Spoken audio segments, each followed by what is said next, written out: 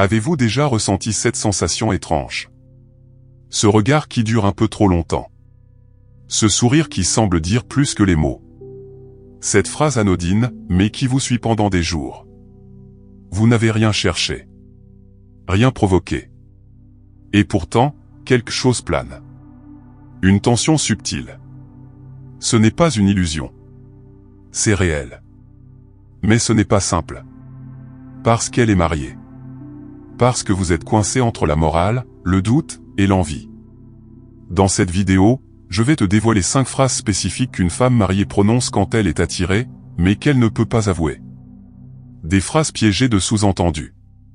Des signaux que peu d'hommes savent décrypter. Ici, on ne parle pas de manipulation.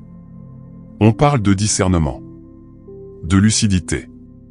Et surtout, de maîtrise de soi, car l'homme stoïque ne se perd pas dans ses impulsions. Il observe. Il comprend. Et il choisit.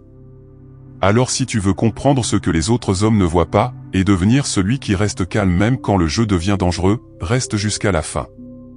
Et si tu veux que plus d'hommes ouvrent les yeux sur ces dynamiques invisibles, clique sur j'aime maintenant. Objectif, 1000 likes pour montrer qu'un homme lucide vaut mieux que 1000 hommes perdus. Prêt à voir au-delà des apparences?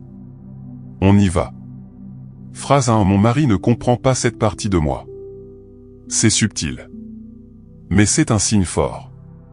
Quand une femme vous dit, en parlant d'un domaine où vous avez une connexion. Mais tu sais, mon mari, il n'a jamais compris cette partie-là de moi. Ce n'est pas une critique. C'est une séparation émotionnelle déguisée. Elle est en train de tracer une carte. Une carte intérieure.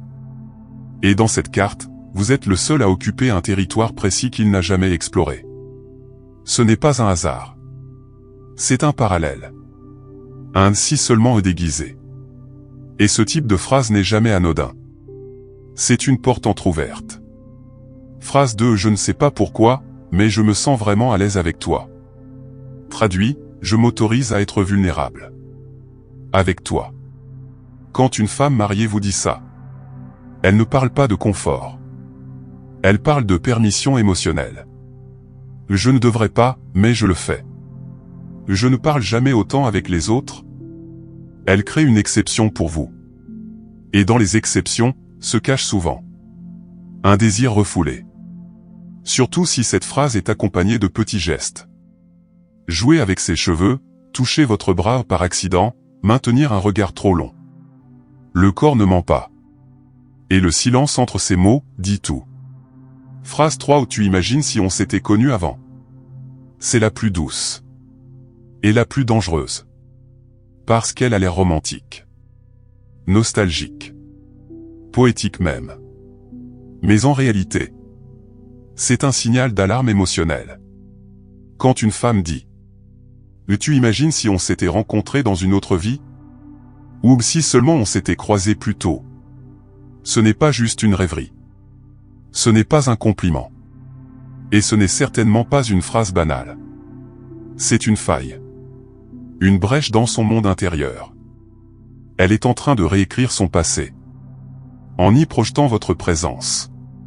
Comme si, dans un monde parallèle, c'était vous. Pas lui. Vous croyez que c'est un fantasme? Non. C'est un regret camouflé. Une envie déplacée.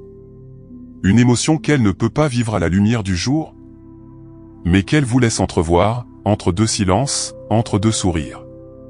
Parce qu'il y a des choses qu'on ne dit pas directement. Mais qu'on glisse entre les lignes. Qu'on murmure dans l'imaginaire. Parce que c'est plus sûr. Moins risqué. Et pourtant, si elle se permet cette phrase, c'est qu'elle pense à vous. Pas comme à un ami. Mais comme à une possibilité. Une alternative. Un récit. Qui commence à prendre de la place dans sa tête. Et cette énergie qu'elle déploie pour imaginer ce qui n'a jamais existé.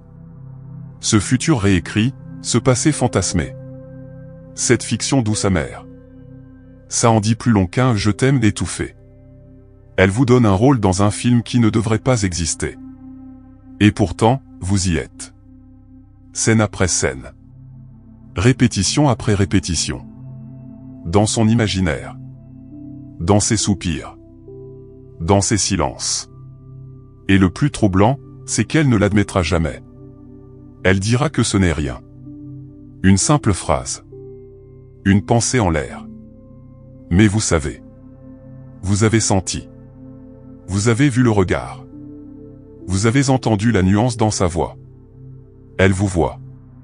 Et pour une fraction de seconde, elle vous a voulu. Pas dans cette vie, mais dans une autre. Et c'est parfois bien plus puissant. Phrase 4. Je plaisante. Juste après un compliment ou une remarque ambiguë. Celle-là. C'est l'art de dire sans dire. C'est une déclaration masquée sous un rire léger. Un aveu glissé dans un jeu de mots. Elle vous regarde et dit.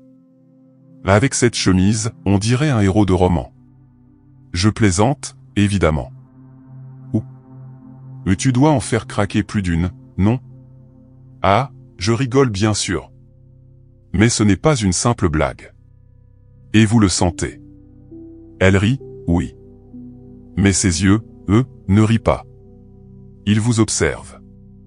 Ils guettent votre réaction. Ils veulent une réponse silencieuse. Un geste, un regard, un frisson. Et ce petit rire à la fin, c'est un parachute. Une sécurité. Si vous ne réagissez pas, elle dira. Je rigolais. Voyons. Mais si vous mordez à l'hameçon, elle saura qu'elle peut avancer. C'est ce qu'on appelle le mécanisme d'essai-retrait. Elle lance une flèche et retire la main. Elle plante une graine dans votre esprit et attend de voir si vous allez l'arroser. C'est fin, subtil, presque invisible. Mais c'est un test. Un signal masqué. Une vérité déguisée en jeu. Elle ne veut pas se dévoiler trop vite. Elle veut garder la face, le contrôle, l'innocence apparente. Mais dans cette fausse plaisanterie, il y a un vrai désir. Un intérêt. Une tension. Un frisson qu'elle ne peut plus totalement contenir. Et quand elle touche son collier, quand elle regarde ailleurs, quand elle détourne les yeux avec ce sourire nerveux, ce ne sont pas des gestes aléatoires. C'est du langage corporel. C'est l'inconscient qui parle à votre place. Alors ne soyez pas naïfs. Ne cherchez pas à tout décoder avec les mots. Parce que parfois, les mots mentent. Mais l'énergie, elle, ne ment jamais. Elle teste. Elle s'amuse. Elle explore. Et elle vous donne une opportunité. Pas une déclaration frontale, non. Mais un feu orange clignotant. Là, avance si tu veux, mais doucement. Parce que je ne peux pas encore te le dire clairement. Et ce genre de jeu-là n'a lieu que quand quelque chose bouge déjà en elle. Si vous êtes attentif, vous comprendrez que le jeu a commencé bien avant que vous ne le sachiez. Phrase 5. On ne devrait pas être seul comme ça, tu sais. Celle-là. C'est une contradiction en plein cœur. Elle vous dit d'arrêter. Elle pose une limite. Mais en même temps, elle continue. C'est ce paradoxe qui trahit tout. Elle souffle. Tu sais, si quelqu'un nous voyait. Ou on va finir par se faire remarquer. Comme si elle voulait vous freiner. Mais ces mots sonnent faux. Parce qu'elle ne bouge pas. Elle ne cherche pas à s'éloigner. Elle reste là, près de vous. Prolonge la conversation. Et vous regarde droit dans les yeux. Elle nomme le danger. Comme un avertissement. Mais ce geste paradoxal est en réalité un appel. Un cri silencieux.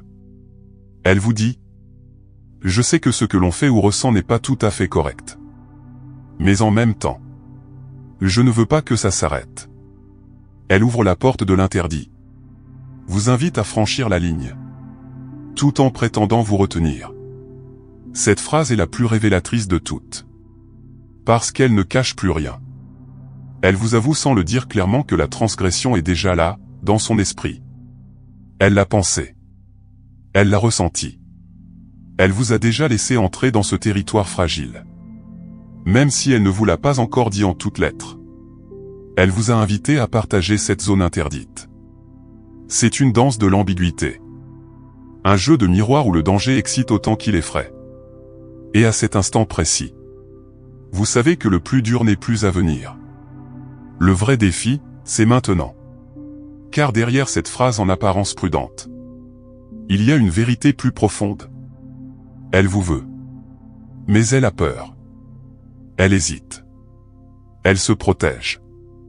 Et dans ce mélange d'attirance et de crainte, c'est vous qui détenez la clé. Allez-vous comprendre ce double message? Allez-vous savoir lire entre les lignes? Ou fuirez-vous ce paradoxe? Parce qu'ici, tout est clair. Mais tout est aussi délicat. Est-ce une incitation à franchir les lignes? Non. C'est une invitation à voir clair. Le stoïque ne fuit pas la vérité. Mais il la regarde sans trembler. Il voit l'attirance. Il reconnaît la tension. Mais il reste maître de lui-même. Rappelle-toi ceci. Ce n'est pas l'attirance qui est dangereuse. C'est ce que tu fais avec elle quand tu n'es pas aligné avec tes principes. Et parfois, le vrai pouvoir, ce n'est pas de céder. C'est de comprendre et de choisir la paix. La clarté. La maîtrise. Si cette vidéo t'a aidé à mieux comprendre ces signaux ambigus, mets un like pour soutenir ce travail de lucidité. Et surtout, abonne-toi si tu veux des contenus profonds, stratégiques et stoïques. Sur la psychologie des relations. Dis-moi en commentaire. As-tu déjà entendu l'une de ces phrases dans ta vie? Et surtout, comment as-tu réagi? Je lis tous les commentaires. Et je te réponds toujours. À très vite. L'homme stoïque.